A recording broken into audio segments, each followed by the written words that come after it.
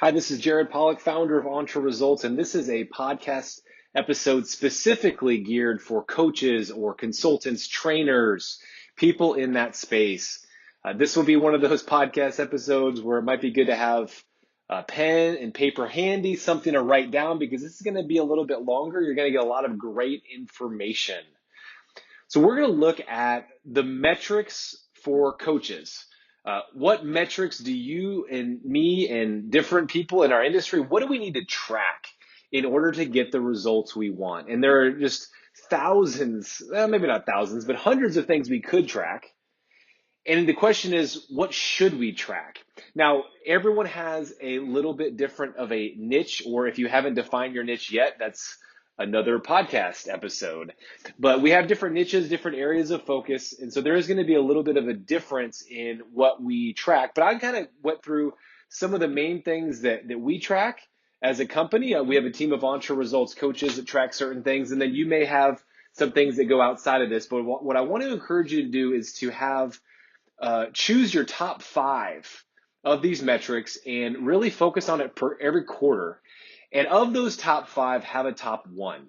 So you'll have top five metrics that you're going to track, but then also have a top 1. And I'd recommend doing this every quarter. And sometimes you actually might have very similar ones every quarter, especially once you have a more established practice. But at the beginning, you might need to be figuring out a little bit more of what your metrics are. So I'm going to kind of go over several different categories to consider. And then I'm going to kind of give you my recommendation for, at least for our industry or for business coaching, life coaching, that type of industry, what I would recommend.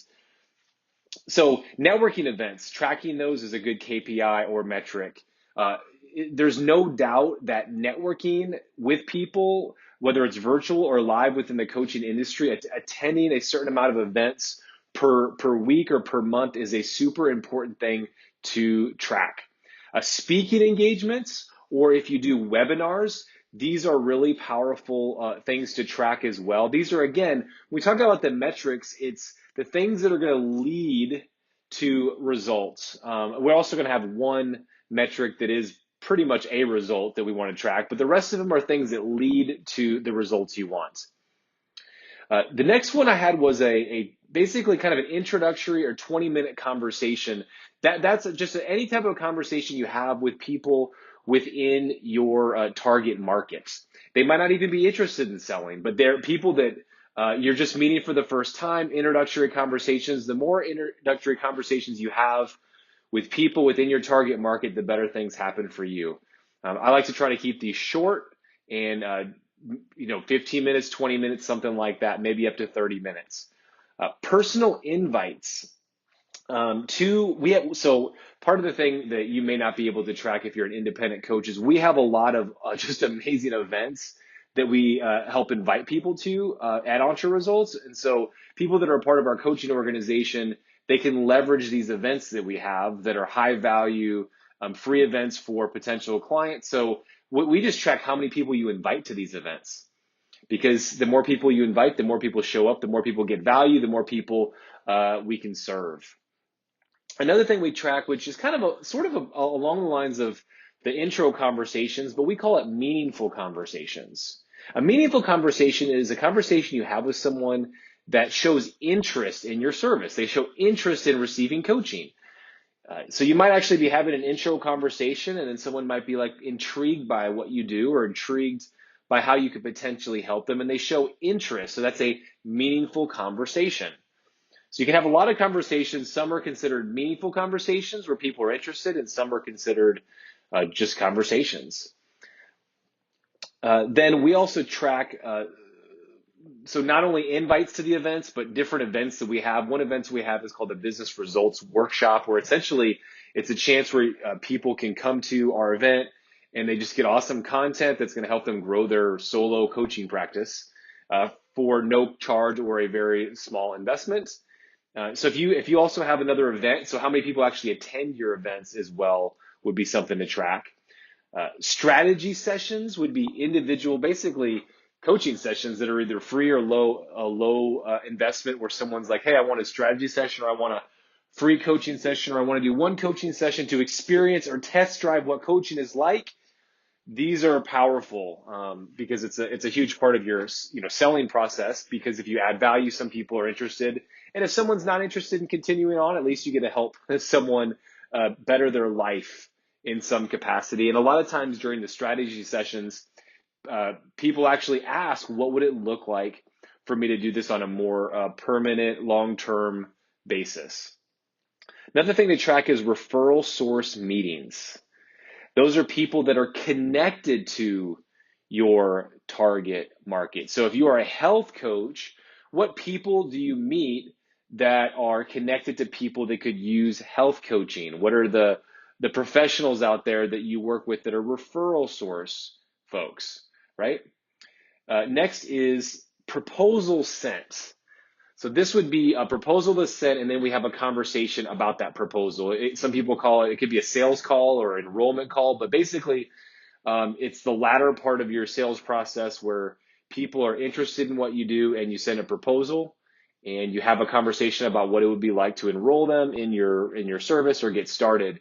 Again, these are well, we send out proposals for everything we do. Some people maybe don't quite call it a proposal, or it depends on how you approach it, but it's really just that conversation that's the last step before whether they say yes or no to coaching.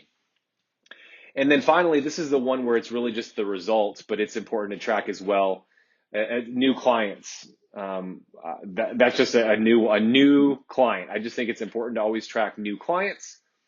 We have another section that's more about your financial statements like revenue and profit margin and all those things. Those are separate metrics. These are just metrics that usually lead to getting clients, and we do obviously track clients as the one sort of lag measurement of everything. Now, there's some other things you could track as well. There's actually an endless amount. I know new email subscribers, if you have an email list, perhaps you could track the amount of new people that subscribe to your email list, because the more quality people that are subscribed, the better chance you have to add value and gain clients.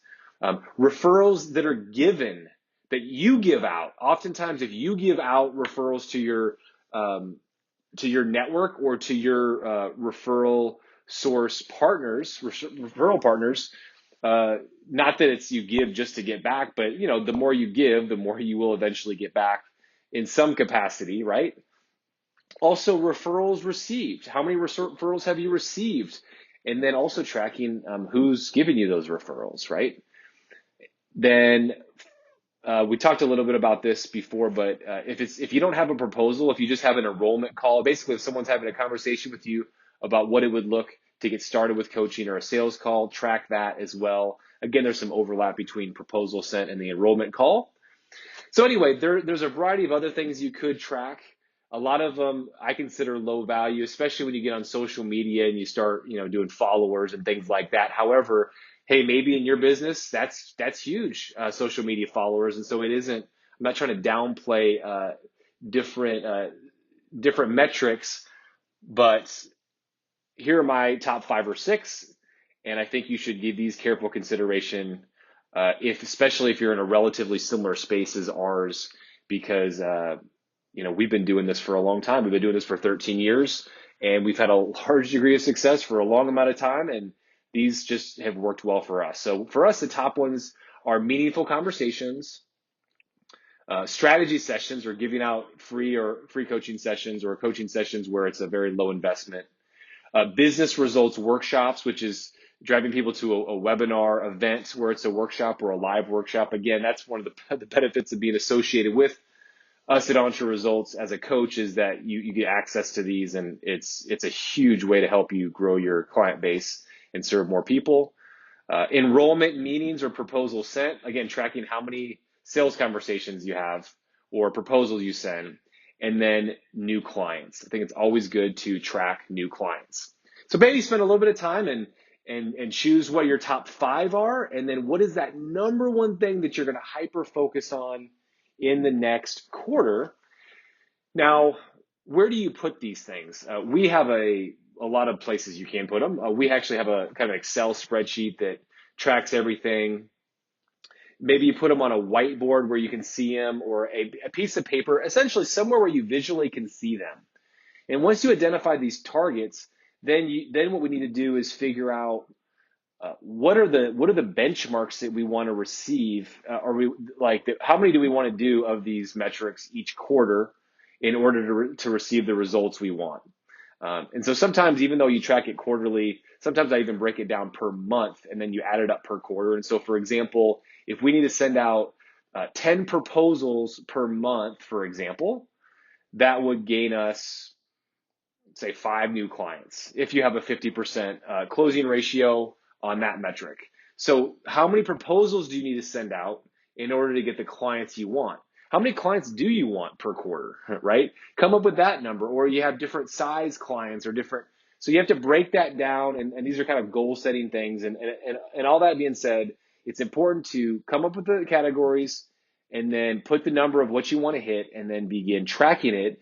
But give yourself a break, especially if you're newer. You don't have to have this all figured out, but put your best foot forward, track it, do it, and then analyze it. Every quarter, you'll get better at what these numbers look like for you. All right, so that's pretty much it. So just to kind of recap, get your metrics in place, figure out what the number you want to hit to get you the results you want for those categories. I recommend top 5 and then also have top 1, and then put these in a place where you see them consistently and you look at them consistently. And obviously an extra thing would be if you have another coach you're currently working with, or if you're going through a process where there's some accountability to those numbers, you will gain clients faster if you have accountability for metrics. It's just the way it works. Anyway, hope you enjoyed. This is a huge, meaningful way for you to grow your business faster. Again, this is Jared Polak with Entre Results. Make it a better than amazing day.